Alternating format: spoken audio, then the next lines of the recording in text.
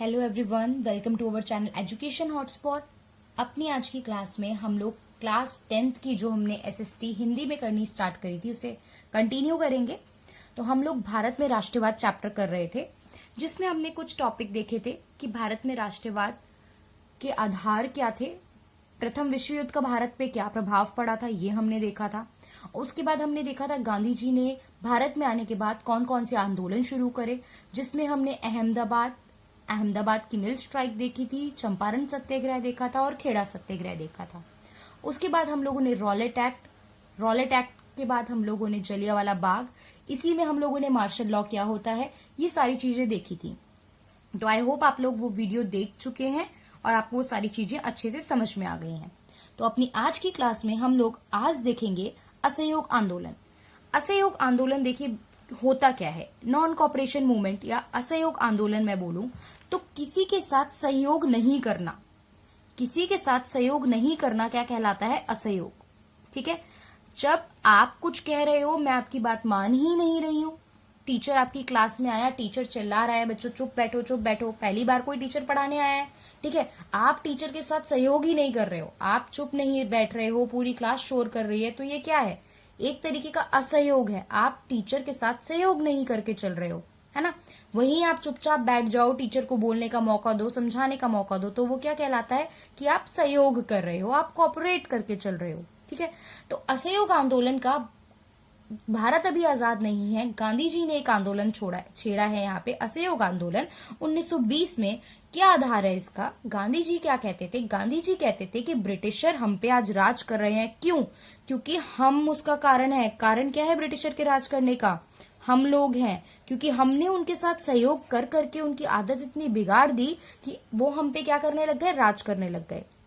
आप पहले ही दिन उनकी बात को नकार देते, आप उनके साथ कोऑपरेट ना करते, सहयोग ना करते, उनकी हाँ में हाँ ना मिलाते, उनके हिसाब से काम ना करते, तो वो कैसे यहाँ पे राज करके यहाँ से फायदा कमाते और यहीं पे बस जाते? तो ये हमारी गलती है। तो गांधी जी ने कहा अब इस गलती को हम सुधारेंगे और अब हम चलाएंगे असहयोग आंदोलन। अब हम उनके साथ सहयोग नहीं करेंगे।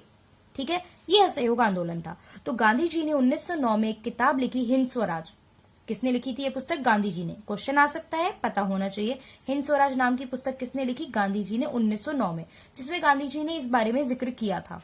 अब गांधी जी असहयोग आंदोलन से क्या कहना चाहते थे? कहना चाहते थे कि ब्रिटिशर से सहयोग वापस लो और हमें करनी है स्वराज की स्थापना।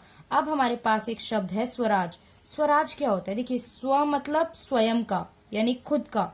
ठीक है, राज मतलब होता है कि हमारी ही चलेगी। तो गांधी जी ने कहा अब हम स्वराज की स्थापना करेंगे, अब हम अपना खुद का राज लेंगे। अब जो ये ब्रिटिशर अपनी मनमर्जी हम पे चला रहे हैं, हम इनकी मर्जी के हिसाब से काम नहीं करेंगे। इसके लिए हम ये आंदोलन शुरू कर रहे हैं, ये आंदोलन स्टार्ट हो रहा है। असहयोग आंदोलन की कहानी हमें समझ में आई। ये सिर्फ असहयोग आंदोलन का मीनिंग है। असहयोग आंदोलन का प्रभाव अभी जो है, मेन प्रभाव था, कहाँ पड़ा, कैसे पड़ा, कितना कितना पड़ा, ये सब अभी हम देखेंगे। देखिए, असहयोग आंदोलन से पहले 1920 में क्या हुआ था? खिलाफत आंदोलन की बात करते हैं। खिलाफत आंदोलन क्या था पहले समझ लेते हैं। देखिए, ये एक हिंदू मुस्लिम की एकता, हिंदू मुस्लिम जो 1906 में अलग हुए थे, मुस्लिम लीग एक अलग से सेपरेट हो गई थी हिंदू से, तो हिंदू मुस्लिम थोड़ा सा अलगाव वहां पे देखा गया। लेकिन इस खिलाफत आंदोलन के जरिए जो था, हिंदू मुस्लिम में एकता दर्शाई गई। कैसे? अली ब्रदर्स ने इसको स्टार्ट किया। अली ब्रदर्स के साथ यहाँ पे महात्मा गांधी का भी रोल था। ठीक है, तो अली ब्रदर और महात्मा गांधी ने मिलकर इस खिलाफत आंदोलन को शुरू किया। अब अली ब्रदर कौन कौन थे? मोहम्मद अली और शौकत अली। मोहम्मद अली और शौकत अली क्यों खिलाफ थे? कि खिलाफत आंदोलन की बात करें तो इसका नाम खिलाफत क्यों है? सबसे पहले तो देखिए, मुस्लिम्स में जो सबसे टॉप मोस्ट हिरार्की में सबसे ऊपर जो रखे जाते थे ना, वो रखे जाते थे, उनको बोलते थे खलीफाज। ठीक है, उन लोगों को बोलते थे खलीफाज, या फिर मैं बोलूं तो कैलिफ्स। ठीक है, ये कहलाते थे खलीफा और कैलिफ्स। तो इसलिए इस आंदोलन का नाम रखा खिलाफत आंदोलन। आपको पता है अभी 1919 वाले टाइम पे ही यहाँ पे प्रथम विश्व युद्ध होके चुका है, प्रथम विश्व युद्ध खत्म हुआ, जिस वजह से टर्की की मैं बात करूं, ये क्यों स्टार्ट कर रहे थे, ये क्यों खिलाफ थे ब्रिटिशर के? तो टर्की में मुस्लिम्स के साथ जो था वो व्यवहार अच्छा नहीं था। जो कैलिफ्स के, जो खलीफास के राइट होते थे वो उन्हें नहीं दिए जा रहे थे टर्की में ब्रिटिशर के थ्रू। तो वहां पे मुस्लिम में बहुत आक्रोश था, तो ये लोग ब्रिटिशर के खिलाफ कुछ न कुछ एक आंदोलन, ब्रिटिशर के खिलाफ जो था अपनी आवाज उठाना चाहते थे। यहाँ पे इन्होंने बहुत अच्छा मौका जो था वो पाया, गांधी जी से इन्होंने इस बारे में बात की और गांधी जी को भी ये प्रस्ताव बहुत अच्छा लगा कि अगर हम लोग साथ में मिलकर ये लड़ाई लड़ेंगे तो साथ में हम ज्यादा उन पर दबाव बना पाएंगे और हिंदू मुस्लिम की एकता को भी ये जो है दर्शाएगा।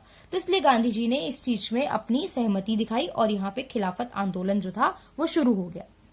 किसने शुरू करा? 1920 में हुआ, हिंदू मुस्लिम एकता को दर्शाता है। महात्मा गांधी और मोहम्मद अली और शौकत अली मेन थे, इनके अलावा कुछ और सदस्य भी थे इसमें, लेकिन ये चीज हमें जाननी है। ठीक है, ये कहानी भी थोड़ी सी हमने देख ली, टर्की की वजह से ये लोग जो थे ये मेन यहाँ पे अपोज करने वाले थे, ये ब्रिटिशर के अगेंस्ट हो गए थे। खिलाफत आंदोलन की बात हमें समझ में आई। अब हम देखेंगे शहरों में कैसे जो था ये असहयोग आंदोलन अपना असर दिखा रहा था। देखिए शहर में हुआ क्या, आज से मतलब आप कनेक्ट कर पाओगे अभी प्रेजेंट टाइम में जब हम चाइना की चीजों को बहिष्कार करने की बात कर रहे हैं, चाहे चाइना की कोई भी ऐप हो, आपको पता है 59 ऐप बैन हो गई हैं, तो चाइना की कोई भी ऐप हो, चाइना की कोई भी वस्तु हो, आज की डेट में क्योंकि इंडिया चाइना में कॉन्फ्लिक्ट चल रहा है, इंडिया चाइना में प्रॉब्लम चल रही है, तो हम चाइना की चीजों को बॉयकॉट करने की बात कर रहे हैं, बहिष्कार करने की बात कर रहे हैं, जिससे कि चाइना की अर्थव्यवस्था, चाइना की इकोनॉमी, चाइना की कमाई पे असर पड़े। ठीक है, तो ये तो हम आजाद भारत में बात कर रहे हैं, तो जब तो हम आजाद भी नहीं थे, हमें ब्रिटिशर को ये दिखाना है हम आपके अगेंस्ट हैं, हम आपको सहयोग नहीं कर रहे हैं किसी भी चीज में। तब असहयोग आंदोलन में एक मूवमेंट स्टार्ट हुआ जिसे हम बहिष्कार आंदोलन, बॉयकॉट मूवमेंट बोलते थे। इसमें था क्या बॉयकॉट मूवमेंट में? हमने हर चीज, ब्रिटिशर से रिलेटेड हर चीज का बॉयकॉट करना स्टार्ट करा। ब्रिटिशर से रिलेटेड स्कूल में बच्चों को पढ़ाना बंद करा, जो टीचर पढ़ा रहे थे उन्होंने जॉब छोड़ी, वकील कोई भी काम कर रहा है उसने अपने वकील केस लड़ने से मना कर दिया, कोई भी वकालत का। विदेशी सामान की खरीद पर रोक लगा दी गई, कपड़े थे जितने भी विदेशी सबको लाके जलाया गया। बहुत जोर शोर में मूवमेंट चला, सब लोग बहुत जोश में थे। जैसे आज की डेट में आपने देखा ना, बहुत सारे एग्जाम्पल आए, कोई टीवी तोड़ रहा है, कोई ये कर रहा है, लोग कर रहे हैं ऐसी हरकतें भी, थोड़ा जोश में है, थोड़ा गुस्सा है दूसरे देश के लिए, तो यही सब चीजों में लोगों ने जोश जोश में ये सब काम किया, बहिष्कार आंदोलन में बढ़ चढ़ के हिस्सा लिया। शिक्षक ने इस्तीफा दिया, बच्चों का स्कूल छोड़ दिया गया, बच्चों से स्कूल छुड़वा दिया गया, विदेशी सामान की खरीद रोक दी गई, कपड़ों को जलाया गया। ये बहिष्कार आंदोलन था, अच्छा खासा चला। पर क्वेश्चन में पूछूं क्या बहिष्कार आंदोलन सफल रहा, तो हम क्या क्वेश्चन देंगे? बहिष्कार आंदोलन सफल नहीं रहा, बल्कि ये समय के साथ बहुत धीमा पड़ गया। इस आंदोलन की, बहिष्कार आंदोलन की मैं बात करूं, अब क्वेश्चन आता है ऐसा क्यों, समय के साथ धीमा क्यों पड़ा? देखो सिंपल सी बात, जैसे आज मैं बात करूं, मैं चाइना को फुल्ली बॉयकॉट करने की बात तो कर दूं, बट अगर मेरे पास कोई ऑप्शन ना हो, कोई दूसरा विकल्प ही ना हो कि मैं ये प्रोडक्ट कहां से खरीदूं, तो मैं लंबे समय तक कैसे सर्वाइव कर पाऊंगी चीजों के बिना? लोगों ने पार्टिसिपेट किया, लोगों ने सब कुछ छोड़ा, बहिष्कार करा, बट कोई विकल्प नहीं मिला। विद्यार्थियों को कोई स्कूल ही नहीं मिला। भारत में ऐसा कौन सा स्कूल था, इंडिया का ऐसा कोई स्कूल ही नहीं था, ठीक है, जहां बच्चे जाके पढ़ सके। तो कब तक पढ़ाई छोड़ के बैठेंगे? शिक्षक के लिए जॉब नहीं थी, कहाँ काम करेंगे, नौकरी भी छोड़ के बैठ गए। तो फिर ये लंबे समय तक सक्सेसफुल नहीं रहा, इन लोगों को वापस स्कूल जाना पड़ा। वही हालत वकीलों की हुई, कब तक वकालत नहीं लड़ोगे, कब तक पैसे नहीं कमाओगे? यहाँ पे तो कुछ सिस्टम था ही नहीं, तो उनको भी वापस जाना पड़ा।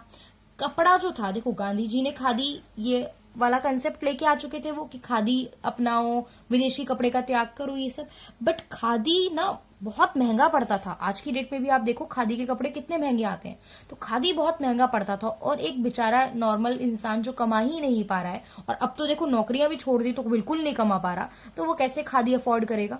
ठीक है, जैसे आज की सिचुएशन से कंपेयर करो, आज एक तो कोरोना चल रहा है, लोगों की नौकरियां जा चुकी हैं, लोगों के पास पैसा नहीं है। ऐसे में आप सस्ती चीजें मार्केट से हटा दो और महंगी महंगी चीजें मार्केट में सजा देंगे, तो हम कैसे खरीद पाएंगे, हम सरवाइव कैसे करेंगे ना? तो वो मूवमेंट बहुत सक्सेस नहीं रह पाएगा। थोड़े टाइम में लोग ही अगेंस्ट बोलने लगेंगे कि या तो सस्ते में चीजें तो दिलवाओ, सस्ती चीज हटा दी, ठीक है आपका इशू है, इंटरनेशनल लेवल का इशू है, हम समझ रहे हैं, ठीक है, लेकिन हमें सस्ते में चीजें ही नहीं मिलेंगी तो हम कैसे सर्वाइव करेंगे? तो ये चीज उस टाइम पे थी, जिस वजह से बहिष्कार आंदोलन लंबे समय तक नहीं चल पाया। अगर क्वेश्चन आता है बहिष्कार आंदोलन अलग से लिखने को, तो आपको पता होना चाहिए कि आपको इसमें क्या क्या लिखना है। ठीक है, अब ये चीज चली, इसके बाद अभी हम आगे और भी चीजें देखेंगे कि इस असहयोग आंदोलन का प्रभाव शहरों में हमने देखा, ग्रामीण इलाकों में क्या पड़ा। चाय के बागानों में कुछ एरिया में देखेंगे हम क्या असर पड़ा, आदिवासियों पे इसका क्या असर पड़ा, ये सारी चीजें भी हमें अभी देखनी है आगे। उससे पहले हम देखते हैं, देखो 1920 में ये मूवमेंट आया, 1920 में ये मूवमेंट आया, चल रहा है, जोश पकड़ रहा है, अच्छा ऊपर ऊपर जा रहा है, कुछ कारणों से थोड़ी डाउनफॉल भी देखने को मिले, ठीक है। बट 1922 में कुछ ऐसा हुआ जिस वजह से गांधी जी ने अपना आंदोलन ही वापस ले लिया। गांधी जी ने कहा असहयोग आंदोलन बंद है, हम असहयोग आंदोलन आगे नहीं चला रहे हैं।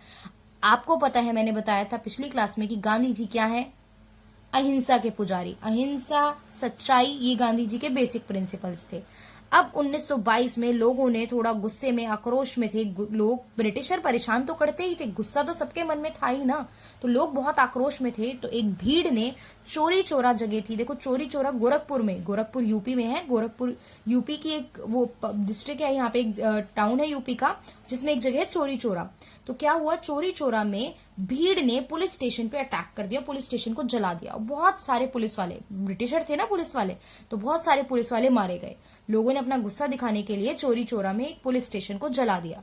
अब जला दिया, क्या है ये, हिंसा है। गांधी जी क्या हिंसा को सपोर्ट करते हैं? नहीं करते। तो गांधी जी को ये मूवमेंट से बहुत धक्का लगा, ठेस पहुंची, और उन्होंने इस वजह से, इस कारण से कि मैं असहयोग आंदोलन चला रहा था, अहिंसा के बेसिस पे चलना चाहिए था, लेकिन यहाँ पे बहुत बड़ा हिंसात्मक एक इवेंट देखने को मिला। इस वजह से गांधी जी ने क्या करा, ये अपना जो आंदोलन था वो वापस ले लिया। जो पूरा असहयोग आंदोलन था 1922 में चोरी चोरा के बाद वापस आ गया। कब चला था? 1920 में। वापस कब ले लिया गया? 1922 में, ठीक है।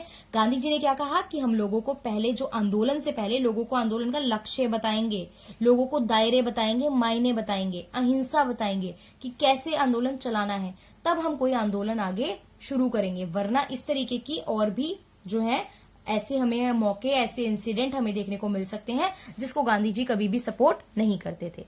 ओके, तो आपको असहयोग आंदोलन में कैसे बहिष्कार था, खिलाफत आंदोलन क्या था, चोरी चोरा क्या था, आई होप आपको अच्छे से समझ में आ गया होगा। ये मैंने बातें लिखी भी हैं, आप इसको अपने पास लिख लीजिए। अगली क्लास में हम लोग आगे की चीजें देखेंगे कि कैसे दांडी मार्च गांधी जी ने करी है, गांधी जी ने कैसे और अलग अलग जगह पे असहयोग आंदोलन से असर डाला है, कैसे गांधी जी ने सविनय अवज्ञा आंदोलन शुरू करा, सिविल डिसोबीडियंस मूवमेंट स्टार्ट करा, ये सब हम लोग अपनी अगली क्लास में देखेंगे। Okay, so thank you for watching the video.